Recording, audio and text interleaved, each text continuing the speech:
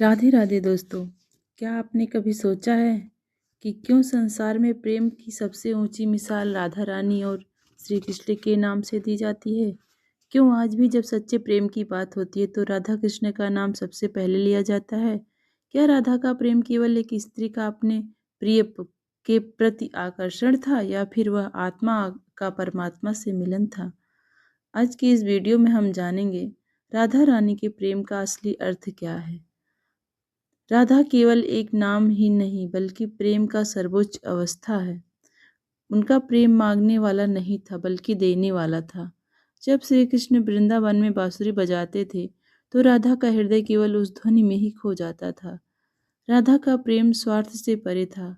उन्होंने कभी कृष्ण से कुछ मांगा ही नहीं, ना साथ, ना वचन, ना विवाह। उनका प्रेम त्याग, समर्पण और विश्वास की पराकाष्ठा पर था। तो धार्मिक ग्रंथों के अनुसार राधा आत्मा का प्रतीक है और कृष्ण परमात्मा का। जब आत्मा परमात्मा के प्रेम में डूब जाती है तो उसे संसार की कोई वस्तु आकर्षित नहीं कर पाती। राधा का प्रेम यह सिखाता है, जब मन में ईश्वर के प्रति सच्चा प्रेम हो तो जीवन की हर कठिनाई छोटी लगने लगती है। राधा का कृष्ण के प्रति प्रेम हमें यह समझाता है कि भक्ति में शर्तें नहीं होती, कि भक्ति में केवल समर्पण होता है। सबसे बड़ा सत्य यह है कि राधा और कृष्ण का विवाह नहीं हुआ। कृष्ण को वृंदावन छोड़कर मथुरा जाना पड़ा, लेकिन क्या इससे उनका प्रेम समाप्त हो गया? नहीं, राधा का प्रेम विरह में और भी गहरा हो गया। वह हर क्षण कृष्ण को अपने भीतर महसूस करती रही। यही राधा प्रेम का असली अर्थ है। साथ हो या दूरी, प्रेम कम नहीं होता। राधा का नाम पहले क्यों लिया जाता है? ध्यान दीजिए, हम हमेशा राधे कृष्ण कहते हैं, कृष्ण राधे नहीं, क्योंकि कृष्ण भी राधा के प्रेम के बिना अधूरे हैं। कहा जाता है कि कृष्ण जी ने कहा है, राधा मेरे हृदय की शक्ति है।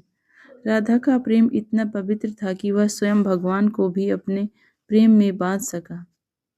आज के समय में राधा प्रेम का महत्व।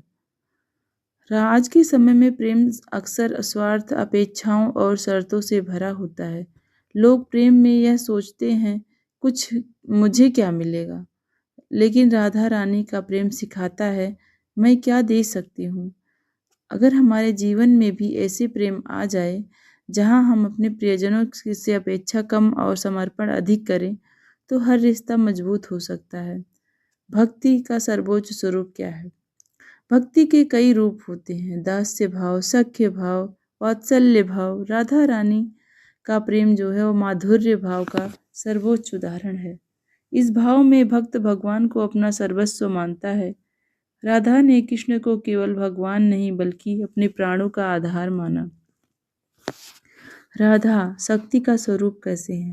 धार्मिक मान्यता के अनुसार राधा भगवान की आंतरिक शक्ति का स्वरूप है। कृष्ण आनंद है और राधा उस आनंद की अनुभूति, यानी बिना राधा के कृष्ण का प्रेम प्रकट नहीं हो सकता। राधा हमें सिखाती है कि प्रेम कमजोरी नहीं बल्कि सबसे बड़ी शक्ति है। प्रेम का संदेश। राधा जी की प्रेम का संदेश है। राधा का प्रेम हमें 3 बातें सिखाता है। प्रेम में स्वार्थ नहीं होना चाहिए, प्रेम में धैर्य और विश्वास होना चाहिए, प्रेम में समर्पण ही सबसे बड़ा उपहार है। अगर हम अपने जीवन में इन 3 बातों का अपना लें तो हमारा हर रिश्ता दिव्य हो सकता है। तो भक्तों, राधा रानी का प्रेम केवल एक कथा नहीं बल्कि एक मार्ग है। यह मार्ग हमें सिखाता है कि सच्चा प्रेम पाने के लिए पहले खुद को मिटाना पड़ता है। जब हम अपने अहंकार को त्याग देते हैं तब भी प्रेम का सच्चा स्वरूप प्रकट होता है। आइए हम सब मिलकर कहें, राधे राधे। और अगर ये आपको वीडियो पसंद आई हो तो हमारे चैनल को लाइक करें, शेयर करें और चैनल को सब्सक्राइब जरूर करें। जय श्री कृष्ण। राधे राधे।